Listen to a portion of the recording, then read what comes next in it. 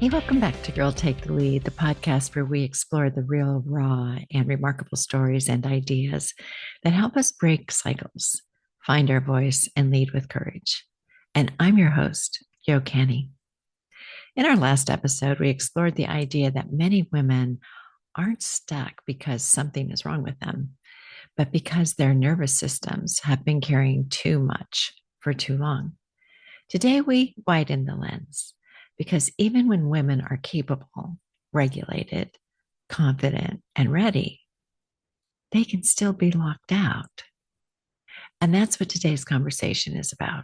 I'm so glad to welcome Alexandra Gantier, a French public relations, public affairs, and leadership advisor with over 18 years of international experience across France and the United States.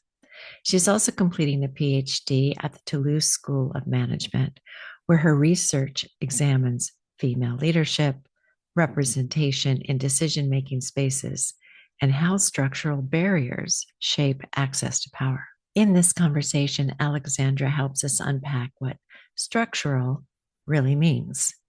It's not about confidence or competence. It's about who has proximity to decision makers, how sponsorship works behind the scenes, what norms and expectations were built without women in mind, and why advancement is rarely neutral or purely merit-based.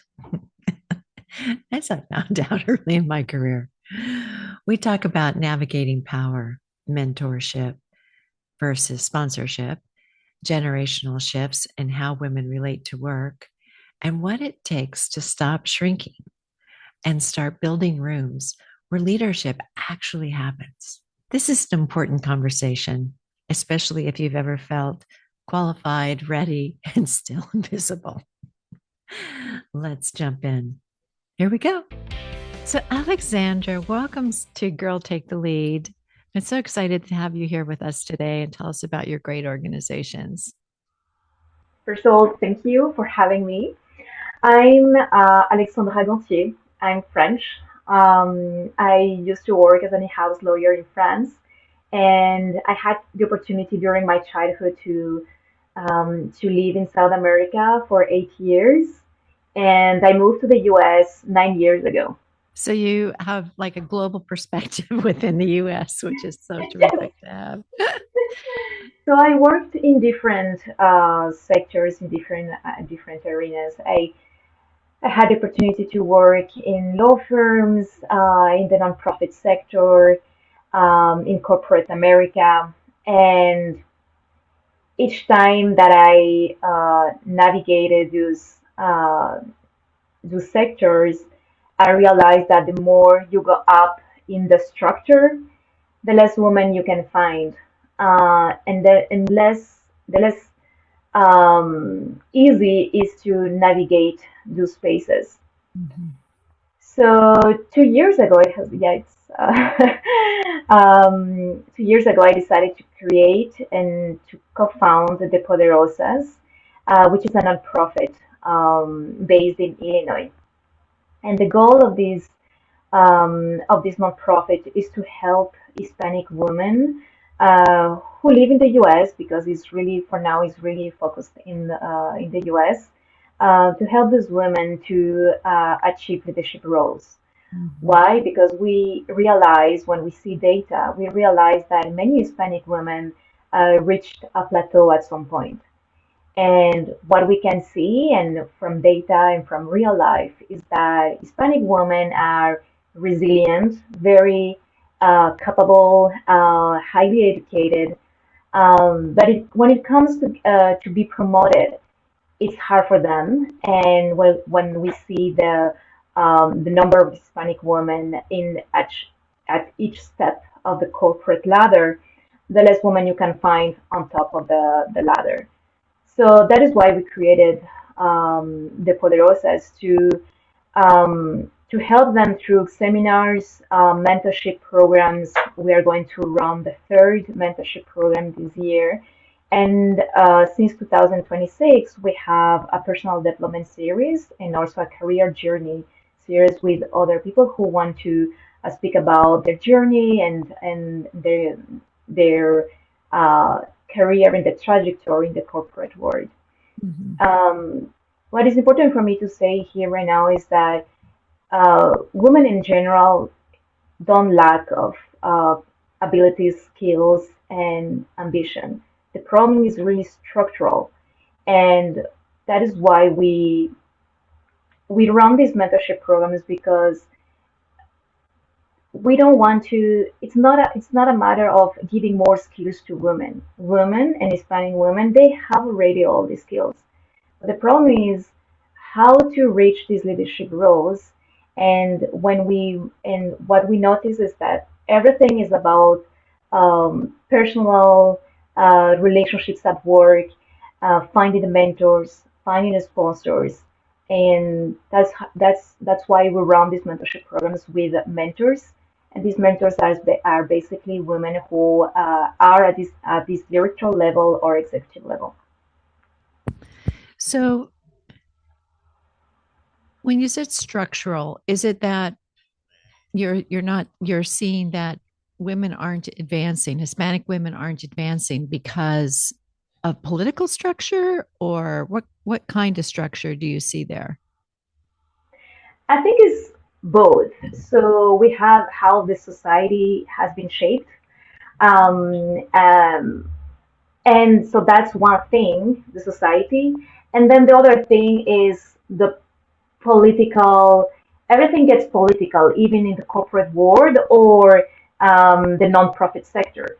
The more you go up in the let's say a pyramid, the more competition you have to have these seats on top of the pyramid, and because you don't have many seats for everyone, so that's why you have power competition to get those ones. So I think it's a dual problem. The first is how the society has been shaped by generations in the past, leaving less space to women. And the other one is really interpersonal in each type of structure, how to navigate these interpersonal relationships with people who will, some of them will help you, sponsor you, and Yeah. some others uh, will be very resistant because they want to have the same position than you. Yeah. So some of those challenges that you spoke of, were there your own experience that you saw going into this that you said, this will be helpful? I think we give less space to women because there are a lot of cliches also about women. For example, they are going to be emotional or they don't have time because they don't know they want to, at the same time, give enough time to their families versus being promoted at the same time. And these kind of cliches, we don't find, I mean, men are less subject to have this kind of cliches on them. Yeah. So I think this is one thing. And in my personal experience, for example, in my first years when I started in law firms, I remember. So I'm talking about maybe 15 years ago, something like that. I remember that I was on a client meeting with another um, lawyer, and the other person was a man, and we had only 2 years of difference. And I remember that the client was talking to my colleague more than me, and one of the questions were, "Oh, can you please take notes?" or "Oh, you must be the intern." So this kind of cliches will never stop, never end. Even when you are a manager, when you are a director, um, obviously the type of questions will change, but yeah, Mhm. this is one of the signs that we can see in the corporate Yeah. world. Yeah. No, I get that completely because I can remember. I seemed to have mentors who were females who would help Mm-hmm. me more than I had male mentors.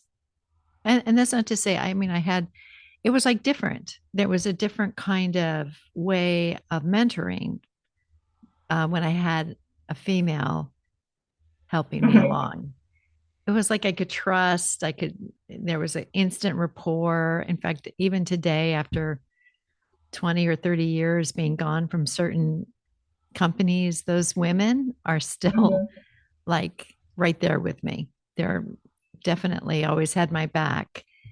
Um, I could see how important it is when you have somebody who understands what's going on with you, and Exactly. how to Mm-hmm. move through the things. Um, so you see the need for role models and Mm-hmm. mentors. Um, what about those do you find being is one more helpful than the other? Because they are different. Just having a woman at the top, for example, doesn't necessarily mean that I'm going to make it, Mm-hmm. and then having somebody who can mentor you through some of the things like what you need to learn and who is who in the power structure. And I can imagine that there's different roles for each of those. Exactly. First of all, as you said, I think, well, I had female mentors and male mentors in my life, and I think Mhm. both are they complement each other. And for example, at the Poderosas, we in our mentorship program we have women mentors, and I think this is important for our mentees because um, as me, for example, or as many other women, we have different stage in our lives. We many transitions. For example, motherhood. I went through this transition twice in my life with two boys, and I think having a female mentor helps to navigate, and because we have so many questions at that moment, Yeah. and sometimes we tend to think that we want uh, that we can do everything at the same time. But something that I realized, and I'm talking based on my own experience, is that I really think that we can do everything, but not at the same time. So there is Mhm. a time for this, and there is a time for that. For example, right now I'm doing this podcast with you, but I'm not texting, I'm not reading. I'm fully present in what I'm doing right now. But doesn't Right. mean that after this I won't be able to read a full book or being present with my kids. So I really think that we can do everything, but each thing needs from us to be fully present in what we are doing at the moment. Mhm. And motherhood is a great example for that um, because we tend to speak about balance of this and that balance of personal and professional life. And I'm raising for now. My second kid is 2 years, and I was very happy to really devote 2 years to my son. I had a previous life before, and I know what I want to do and what I want to reach in my next years. Mhm. But everything has to have a time, and in Yeah. order to be fully present. It's So like a that's one chapter. thing. Mhm. Yeah, exactly. And the second thing that you mentioned is that no one it's I mean there is a place for everyone. That's true. And some people don't and I have a good example for that, but some people don't want to get to directorial level position or being a member of the board of a public company. We have all different trajectories, and we have all our own purpose in life. Um, so for sure, some people will be happy to remain at a manager position, and that's okay.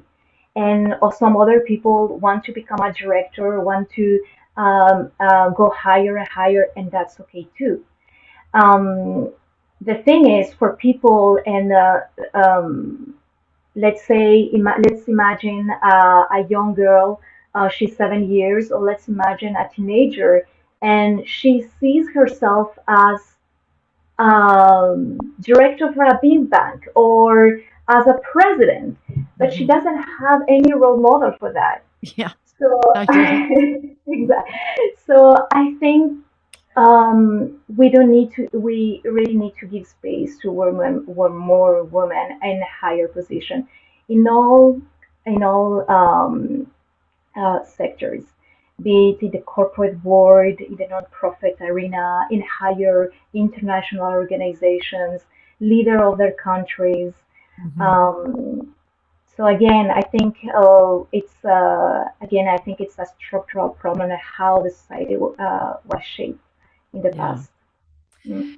So I want to just maybe zero in a bit more on the Hispanic nature of your work. And did that come Mhm. from your experience in South America that you saw things happening for Hispanic women in the US and said, oh, I think these would be Actually, helpful? no, but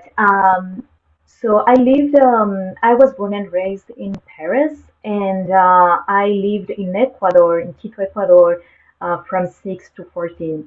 So I lived there the end of my childhood and the beginning of my teenagers. I don't know if we can say like that. Um, and um, the Hispanic thing came because when I moved here in the US, um, first of all, it was like a cultural. Um, there is a cultural gap on how we think the society in France and how we define ourselves here. For example, when you apply for a job in the United States, you fill out a form and you say if you are Asian, if you are Hispanic, if you are Mhm. white, if you are African, any type of minority groups. This is something that I wasn't, obviously I was aware, but it wasn't part of my daily life in France because in France and in Europe you have your citizenship, but besides that, you don't give data about your ethnicity. So this is something that it was really new for me when I came Mhm. here in the US. And what really shocked me at some point is that um, to see that the first immigration in the US is Hispanic.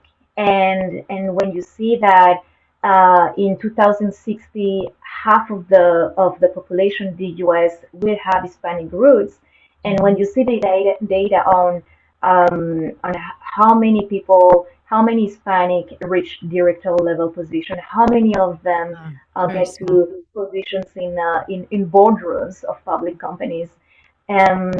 I was really shocked about the discrepancy between the reality of the US population and how the corporate America has been shaped so far. Mhm. Mhm. So that is why, with Ana Dausa, who is the co-founder of the Poderosas, we created the Poderosas because this Hispanic population is the number one minority. And again, in terms of numbers, is not. I mean, it won't be any more the minority in 2060 and beyond. But we realized that there is no space for minority groups in and the top of the corporate ladder. So Yeah. that's why we created the Poderosas, and then empowering women global leaders is for all women. So that's my personal business with Yes. retreats, Yes. Yeah. and the goal is to help. For me, my goal is to help everyone. So the Poderosas is a nonprofit, really dedicated to Hispanic women. We do have mentors from all backgrounds, and empowering women global leaders is for all women. Mm.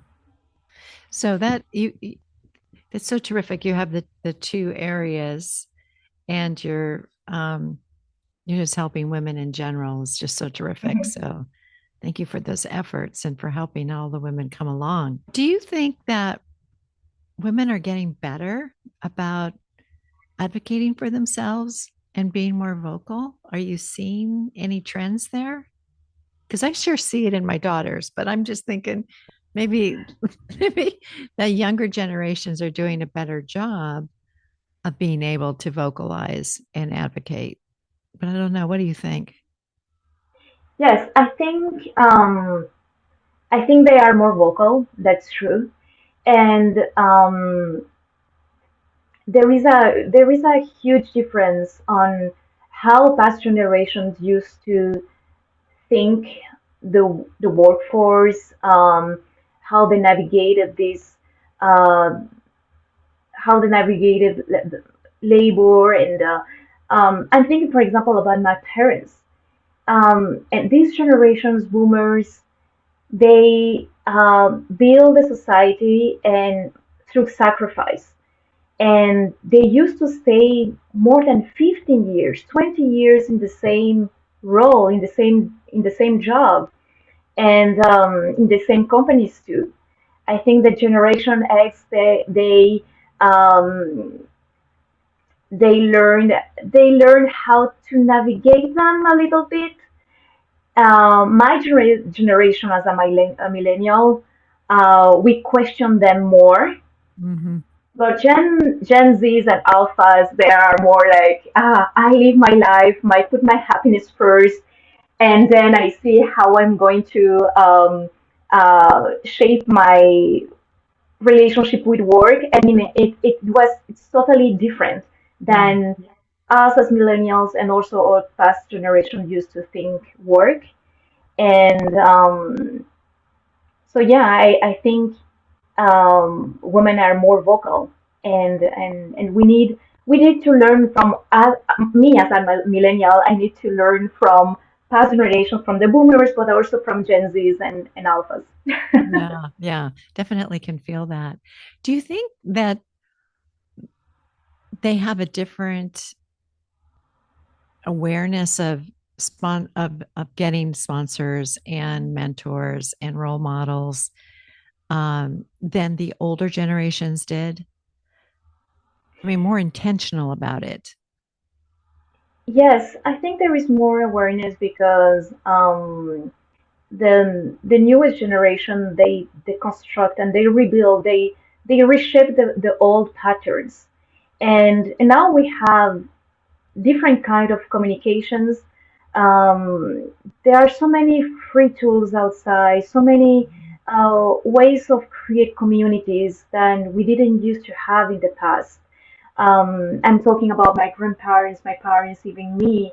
Um, so the newest generation, they grew up with mobiles, they grew up with internet, and at my time, uh, at my time, we didn't have all these tools that we have right now. Yeah. Um, I'm 40, by the way. So I started having a computer maybe at the end of when I was a teenager, end of high school. I didn't grow up with a mobile, for example. And right now we know how to build better communities, and we are more connected with different type of networks.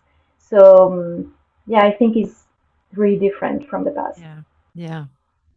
Um, so I know that you have a lot of parts of your program. You mentioned some of them. But what about the retreats? What are some of the benefits that people who go on your retreats get? Maybe So give I some created, background about those retreats. yeah. I created the program with the retreats last year because I really wanted to have something for all women and not just for Hispanic. So this is really meant to have a space for women outside of their common environment because we have work, we have a routine at home, and the goal for me it was to give us a space to women outside of their countries. So that's why my goal is to have these retreats in the future in the south of France. Why France? Because I'm French, And I go to the south of France every year for the past 20 years. So I really love the south of France, and I think women can benefit from the sun, good Oh, food, God, and yeah. yes, and also being connected with other women who experience the same thing at work. And I think we all need to have time um, Hmm. to pause and to connect, and also to keep learning with other women who are in this tunnel, because each we have our own trajectories, right? But it's basically the same. We have to be very, everything is about performance at work, and we are bombarded by meetings, by emails. And then when we are at home, we have all the home duties, Yeah, our kids, yeah. and so on. So the goal of the retreat is really to find calm in the midst of chaos and the midst of the noise, and really find this time to reset while being with other women. So beautiful. So, how do our listeners and viewers find out more about the retreats and your two organizations, Hmm. and how they can support you, like donations or whatever that you accept? Can you tell us a little bit more about that? Sure. So for the retreats, they can go to alexandragantier.com, and they can download the program, and they can also select the type of retreats they are interested in.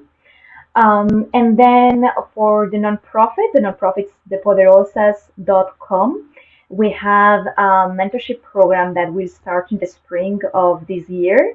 And there are many ways on how they can support the Poderosas. The first one is by if they want to become if persons who are listening want to become a mentor, they can contact us via the website, and there is a form for if they want to be a mentee or a mentor. So that's the first thing. The other thing is by donating also to the Poderosas. Um, all revenue that is going through the Poderosas is for the Poderosas. We don't have employees for now. Everything is in order to be able to run the mentorship programs, to do the webinars also, and also the events that we run in person. So again, it's thepoderosas.com. So that's great. We'll put that into the show notes for everybody so that they know how to contact. So, Alexandra, what would you tell your 20 something self today? You will be okay. It'll be okay. You will be happy, and keep your values as your inner compass. Mm, Um, Never stay in a space where you think where you need to shrink yourself, because you can build your own room, and while doing that you can keep leading and helping other people. mm. So beautiful. And I know you got a chance to go to the store to pick out a little card for yourself. Which one was it? I chose the one with a cat, which mentions trust your gut. Yeah, trust your Yeah, gut. It's so I good. love that one. Yeah. So thank you so much for joining us today and for trusting me. This is your first experiences on being on a podcast, and hopefully it went okay, Yes, yes. and you'll Thank you do so it much again. for inviting me, and yeah, and I hope it was okay. It was my first podcast, so thank you Yeah. again. And shout out to our friend Whitney who put us together. So Whit, thank you so much for introducing us, and all the best for your organizations. Just keep doing the good work. Yeah, thank you so much. And I just want to mention her name because we were connected by Whitney Baker, Yes. and she was also one of our speakers at one of our events at the Poderosas. So thank you so much. Oh, lucky for you. She's so terrific. And anyway, so thanks again for being here. Thank you. Thank you. Boy, this conversation really stayed with me because once you understand that leadership isn't about individual effort, but about structures, systems, and access, you can stop internalizing outcomes that were never entirely in your control. Alexandra reminded us that when women stall, It's not because ambition disappears or capability fades. It's because the rooms are limited, the rules are unwritten, and sponsorship, not performance alone, often determines who advances. Whether it was her insight into structural barriers, her distinction about mentorship and sponsorship, or her reflections on visibility, presence, and timing, this episode helps us see leadership through a more honest lens. If you'd like to learn more about Alexandra's work or support what she's building, you can find her information in our show notes. Here are 3 takeaways from this episode. 1, capability doesn't guarantee access. Systems decide that. 2, mentorship supports growth. Sponsorship unlocks opportunity. And 3, change happens when we redesign structures, not just people. As always, thank you for listening, for sharing these conversations, and for being part of a community that believes leadership should be equitable, transparent, and humane. And remember, you are allowed to name the system. You are allowed to want access, not just approval. And together, we can build something better. Talk soon. Bye.